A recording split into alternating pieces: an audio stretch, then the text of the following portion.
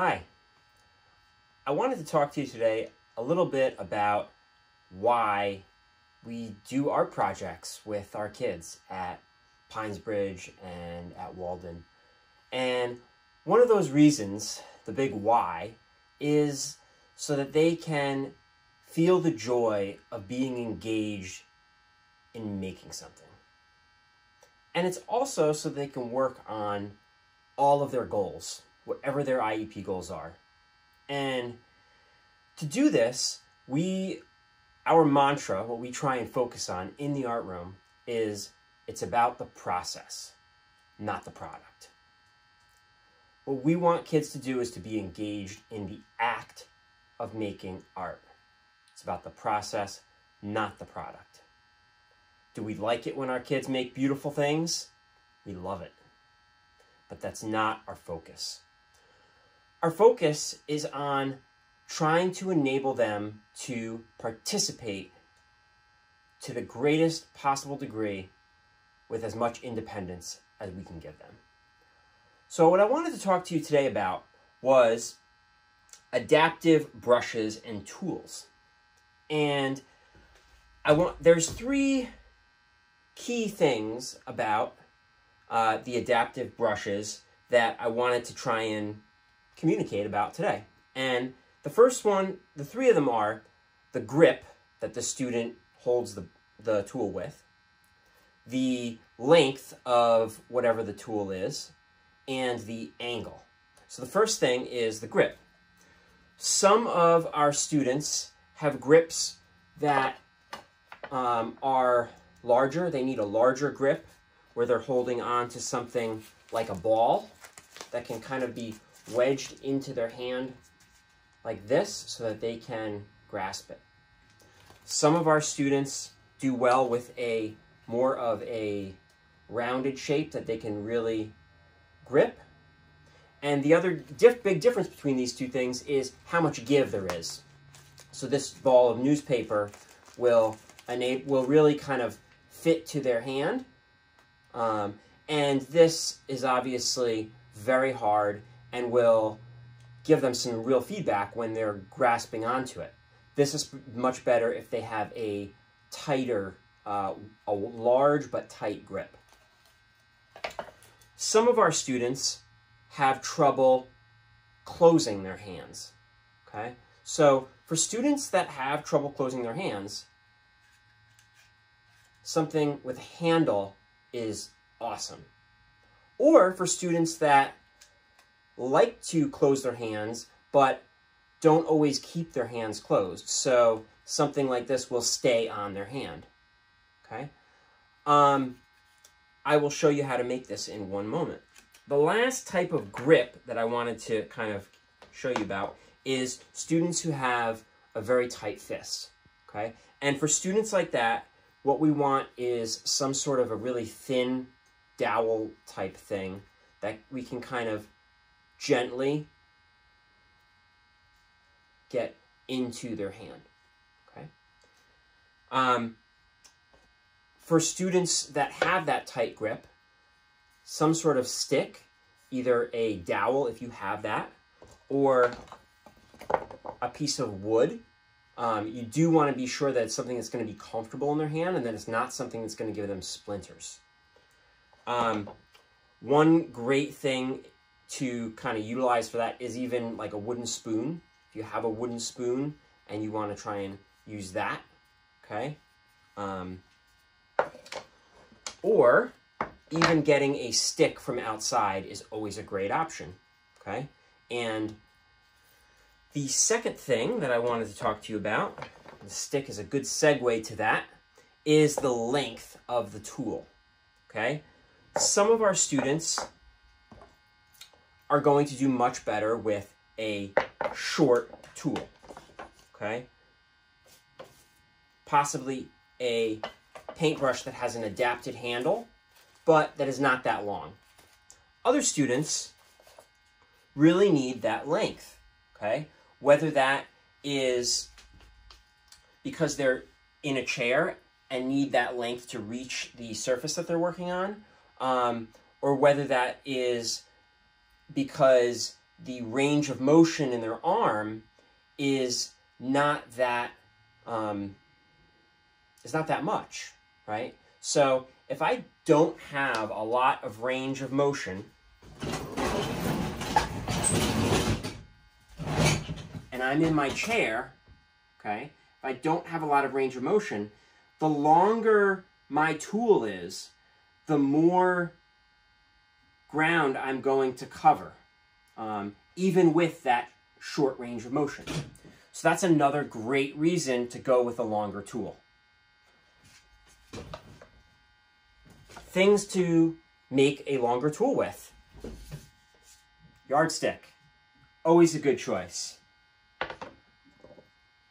A stick from the woods, or a stick from the park, or a stick from outside your house. For moderate length, kitchen utensils are great, and sometimes even the kitchen utensils have fantastic ergonomic handles that are ideal for certain students, okay? Obviously, this is great with washable paint that you're not going to ruin your kitchen tools with, okay? The last thing that I wanted to talk to you about is angle. And the angle of the tool I'm going to discuss when I show you how to make the tool. So sometimes you can get the perfect angle with a stick from the woods, because a student can hold on to it here, back here, but it's going to change the angle that the brush is reaching the surface. Okay, so I'm going to show you how to attach a brush to a tool. And one of the great things for that is duct tape. And I like to tear my duct tape in half because it's a lot easier to work with like that, and it makes it go further. The other choice, the other important thing to choose is the size of the brush. And that is dependent on, kind of on what the activity is and how much ground you want that student to be covering, okay? And what you have available. So I'm going to tape this brush. Try and make sure you can kind of see that. I'm taping this brush, and I'm looking at this, and I think I actually want the brush not to be up here, but I want it to be more down here like this, because there it's going to really cover the surface. So I'm going to wrap this tape around here. And when I'm attaching the brush, ideally I want to put the duct tape around it in maybe a couple places so that it really stays beautiful. Okay? And you don't have to stick with that one brush choice. If you change your mind later, it's very easy to undo the same duct tape and put on something different.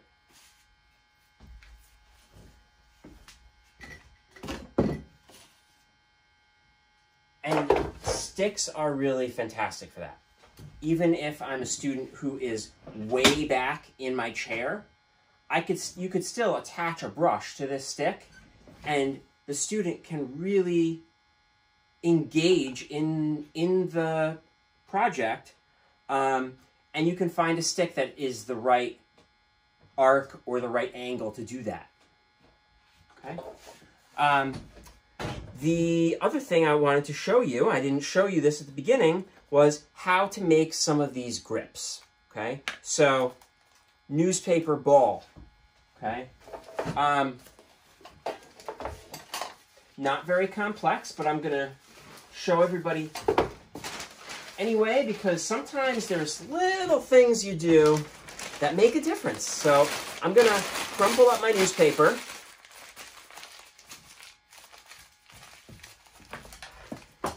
And the most important thing to be doing when you're doing crumpling up newspaper is testing it out in the student's hand. So how does that look in their hand? How does that seem like it feels in their hand?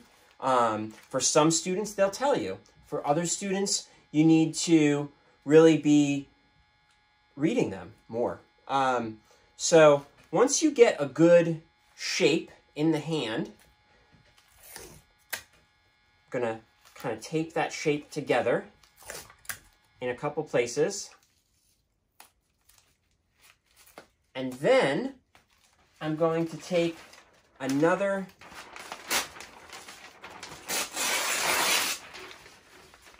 smaller piece of newspaper, and I'm just going to wrap it around there just to kind of smooth out the surface a little bit.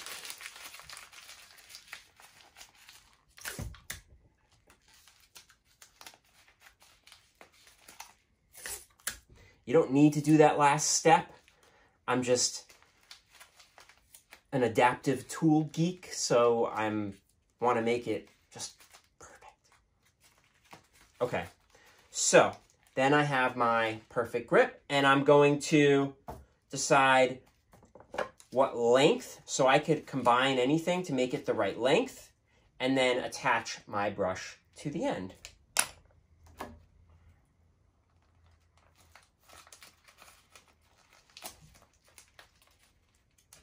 So I'm going to use this stick.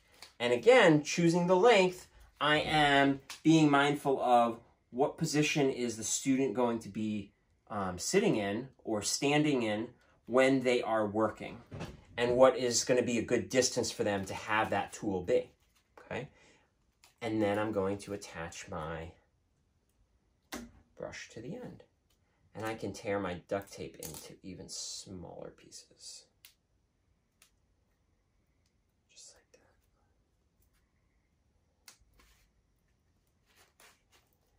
Okay, look at that. That is a tool.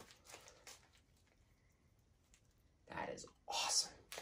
Look at that. And what's even more awesome about it is that this tool is going to be perfect, or pretty close to perfect, for the student who's going to be using it. And if it isn't perfect, when you're using it, you can change it. You can adapt it. And that's the beauty of this. The last thing I'm going to show you, and I saved this for last because I just love it. It's like, when I first saw this, it blew my mind, is we can take a milk jug or a, any kind of container with a handle, and we can cut. Now, obviously be very careful when you're doing this. I'm going to cut hole, and once you have a hole, you can use a pair of scissors, and I'm just going to cut that handle, cutting it out at a good size here. Okay, I'm going to end up with that. I'm going to trim it down just a little bit more.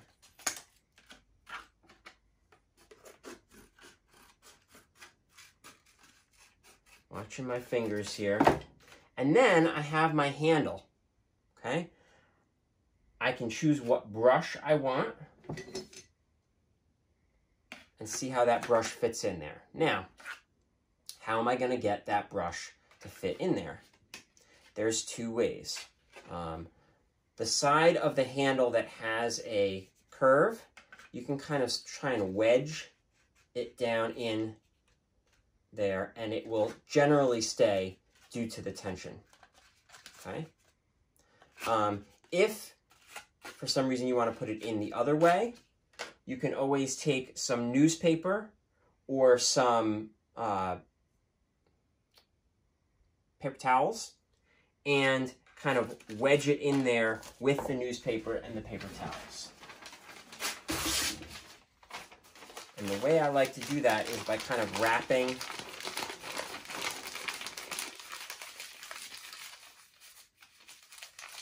that end. I'm going to add a little tape to it, get it to stay, and then I can kind of wedge it in there so that it fits. Okay? That is all I'm going to show you today. However, I'm going to have, we are going to have a point where we can talk about this in the future and we're going to have a Zoom on Tuesday at 1:30. And at that time, if you want to come on, I will have all my stuff set up. And if you have any questions on making the right tool for the student that you're working with, we can talk about them, we can problem solve together, and we can get the perfect tool, or hopefully as a very good tool for whatever student is working on the project this week, okay? Have a great day, and I look forward to seeing you on Tuesday. Bye-bye.